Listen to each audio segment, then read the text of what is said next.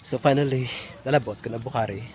So dire na ako sa may ano sa Bukhari Pine Trees. Oh. Gabato grabe kapoy ko, grabe gutom ko.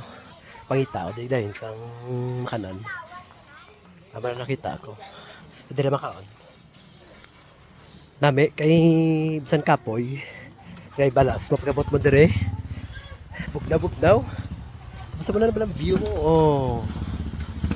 Diba? Ipan nga store sarado pa kaya aga pa. It's ano na ba Ross? Time check. Ay, ito nagali alas 10 naman gali. Amo na tang pakadto sa may siba, no? Pag-parking at sa mga motor. Ang may dalira entrance. Magbayad ka. Kung gusto mo maglagaw sa babaw, ano na dira ka ma-check in, mabayad. Pero kung diri ka man sa sagwa, magilagaw, makaon, why na? Hindi ka na mag-entrance.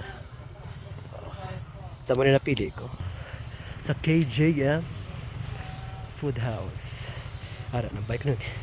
Sandi ka na dahil. Kapoy man. Dali ka makaon. Poy lang gamay. Kapoy.